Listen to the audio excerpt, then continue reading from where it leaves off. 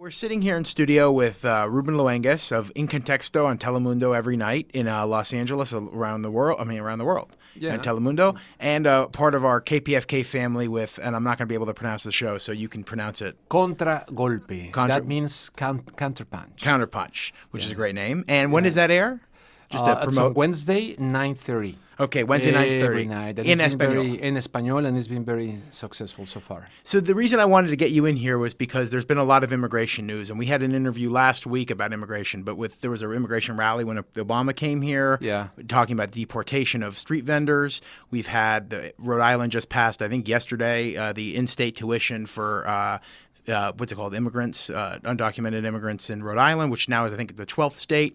And we have Rick Perry, who's running for president, who's been pro-immigrant and has been taking a lot of lumps on the road. And I just want to get your opinion on those issues. And I want to know, first of all, what has Obama done and what should he have done and what can he do for immigrants? Well, Barack Obama, when he was candidate, he presented in front of the Council of La Raza, and he said things like, we cannot terrorize families with separation of these families and the authorities of ICE going to their homes, blah, blah, blah, blah.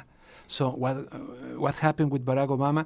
Now he's saying we cannot change that because it's against the law. And there have been more deportation with Barack Obama than with Mr. Bush. That is horrible. That's a huge contradiction. That's the Barack Obama candidate and the Barack Obama president acting in a very different way. So still now, today, in the morning, he had a meeting with the Spanish community, and he was talking that still the immigration reform is an issue and it is really very important, blah, blah, but he's in campaign again. Yeah. So in practice, in fact, Barack Obama, for me, has betrayed his own words. Once I had the chance to interview Barack Obama for En Contexto, and it was here in LA. He was visiting a school in East LA. And I was concerned about trying to make questions to all the candidates I had the chance to interview about migration, because sometimes it seems to me that the American people is not aware of the different governments they have had in the past, acting in a very bad way to create the conditions in the original countries to create migration conditions. They are not aware. Once in this program with you, there was a lady. Yeah, Kasha. Yeah, I gave a very, very important example that has to do with Guatemala. Yeah, and the Dole, I think, or not the Dole, one of the fruit companies. Exactly. United Fruit. The United Fruit Company, then. So, and it was really very painful because the United States, through the CIA, support a coup d'etat, create a coup d'etat against Jacobo Arbenz, and then they were supporting, it was Dwight Eisenhower, the president then. So, and then they were supporting dictatorships, criminals, killing people. I was correspondent in Mexico, and I used to go to Guatemala, working from different stations. I can tell you because I've been there in Guatemala. Very horrible things. So they need to face this situation. But recently, Barack Obama, I don't remember where in Latin America, he went a tour in Latin America. He said, let's forget about those kind of things. No, let's not forget. Let's really to inform to the American people. They need these tools to understand that there's a cause and there's an effect. So in this case, I disagree with Barack Obama. I don't like what he has doing about this. And in that interview also, I asked about free trade agreement. Free trade agreement for Mexican people. I'm not talking about the owners of corporations. I'm talking about the Mexican people trying to really bring the food to their families every day.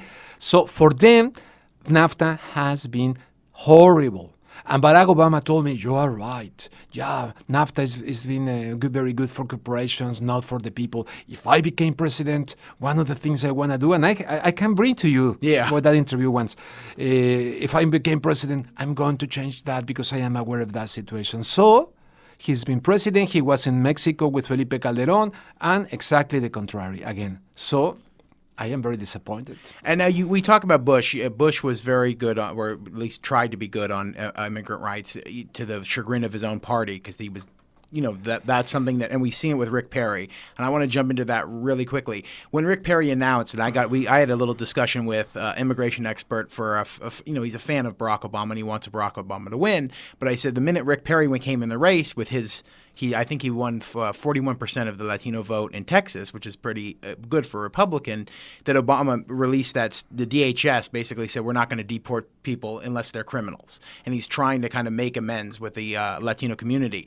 Do you know Rick Perry's stances? I mean, do you know that he is against the wall and he's signed the Texas State Education Act and things like that? Or do you think he can give Barack a real challenge in the general election? In the general election, so I don't trust this Perry guy and the issues of migration, because now they are just using this issue for election. Yeah. So the difference between a politician and a statesman is that the politician is thinking in the next election, and the statesman could be thinking in the next generation. They are not thinking about the next generation. They are just using and manipulating the issue of migration just for the election. So I don't trust this guy. Don't forget that this guy from Texas was the coordinator of the campaign of Al Gore in Texas. And suddenly he had a big change, and now he's closer to the Tea Party ideas. And I don't trust these guys at all. So for me, and Bush was not either very good. Yeah. When you said that he was very nice, he has a brother that is married with a Mexican woman, blah, blah, blah. But it's when...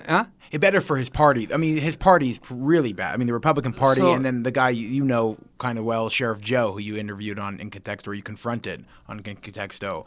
You are Payo? Yeah. Oh, you are Payo. That guy is horrible. You are Payo, yes. But I mean, the guy... Perry's looking for the support of Joe Arpaio. Yeah. And that was the comment of the last presenter, because agreeing with your point, he said John McCain he had been really, better on immigration issues in his, as a state, as a senator. But then when he ran for president, he went far to the right, got the approval of Sheriff Joe. But my concern with Rick Perry is about it being an election issue is that he's stayed pretty strong as the crowds have booed him. I mean, I don't know if you watched the debates, but he's getting hit with this left and right. Every time he mentions anything positive about immigrants, he gets booed. Like he said, one of the things he said, this is, about signing this in-state tuition for undocumented immigrants, was he said, this is the American way. It doesn't matter what your last name sounds like. And he gets booed and he gets booed and he gets booed. I mean, this could cost him the election. That's why I'm concerned if you want Barack to win or you want someone else to win, this guy could be a big problem. So, in my opinion, either of these guys is going to be practically the same for Mexican immigration. Yeah. If we don't fix the economy, because I brought this book. This book, They Take Our Jobs, is the name of the book. Aviva Chomsky. You told me she's been here with you in your show. Yeah, Aviva she came on our show. She destroyed 20 myths about migration. And one of the most important is starting with the situation of the economy. If we don't go to the root for the American people to understand this, it's going to be very difficult to get lost in this laberinto, how do you say laberinto? Labyrinth of this situation just for going to the White House. So... where is it? Give me just a moment. No, take your time. I get lost. Sorry, G. Well, sorry. No, it's okay. Sorry. Okay, anyway, I can continue. Okay. Dice, the first fallacy lies in the very concept of American jobs. In fact, today's economy is so globally integrated that the idea of jobs having a national identity is practically useless. That is really very important, because they first destroy, through NAFTA, they destroy in Mexico the activity of the traditional activity of the Mexican peasant in the countryside. So they are just looking for a job now where? In the maquiladoras. The maquiladoras is a creation of NAFTA. And then the maquiladoras are moving to other places outside Mexico for different reasons. There's no an identity, like many people think about the nationality of these jobs in globalization. They are just looking for exploiting very, very poor people, like in Mexico, Latin America, in other countries. So I would invite people, don't get lost with these promises and these ideas in immigration, because in the same time, they perfectly know they need these people working. For instance, recently I went to the Salinas Valley, in California. Very few people know that the 80% of vegetables in the United States, in the whole country, that are on the table of the American people, 80% are produced there in Salinas Valley in California. And who is doing that? Immigrants without documents. Yeah. And mostly Mexicans. Yeah. And that's another reason Rick Perry, because, he's talked about his Texas miracle, which is not really a miracle at all, but about jobs and cheap labor. I mean, he needs the immigrants, as you're just pointing out. He needs them because he needs that cheap labor. I mean, that's the cheap labor force. These companies don't have to pay legal wages. They don't have to pay health care. They don't have to pay anything. Exactly. Now in Georgia, also with these kind of laws and these kind of things, there are people that are escaping there because they are just receiving this war against them, and the cucumbers are just there, no, they are losing. Yeah. So what is going to happen with this situation? That is something to look at it. But in the other hand, don't destroy the Mexican economy. Allow people really to make elections. And if there's like Andrés Manuel López Obrador back in 1986, that was the real winner of this election, in my opinion. So don't support governments that are not really emerging from real elections and those kind of, no? Yeah, and then also try to help, don't fight the war on drugs with a military complex, try to fight the supply. Exactly. I think Calderon was the one who said, you can't fight, it's like turning on a hose. The hose is in the U.S., it's flowing, and you're trying to stop it here. You can't, that's just not going to work. Exactly, that's another point, So all is together connected. Connected. So little by little, we are just facing this situation, and it's horrible. With NAFTA, with the other president, Vicente Fox, before Calderon, so at least between 2 or 3 millions of people start coming to the United States to look for a job. Yeah. And they said, oh, what happened? They're illegals. Okay, don't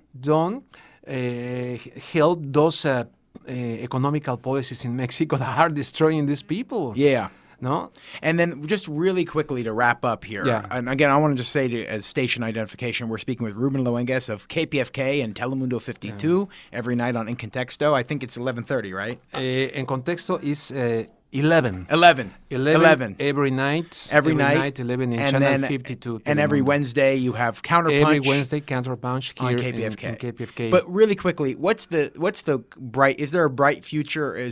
Or do we have to kind of find a candidate who's willing to kind of stand up to everything, or are we going to have to browbeat Obama into getting some kind of rights for immigrants and make it right, both in Mexico and the United States? In my opinion, we need something like the civil rights movement with Martin Luther King, something like that. It's not depending really of Democrats, Republicans.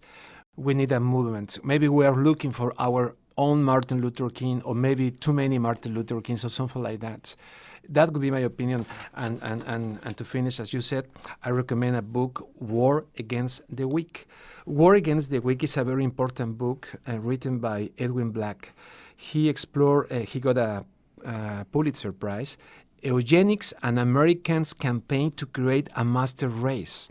So these guys that practice the eugenics here in the United States, their ideas still exist.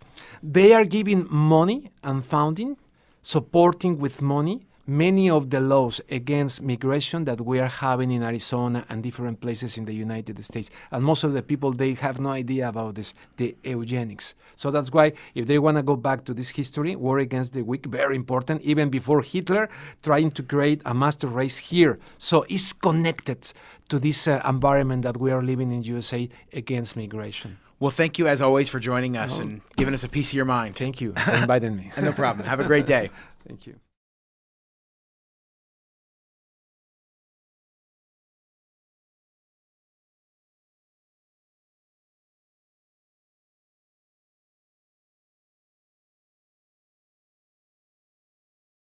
Remember, my English is still, That's because good. I write in Spanish, I work in Spanish, I talk in Spanish every day with my wife. So I live here, but all the time it's Spanish. So sorry for my English. No, it's perfect.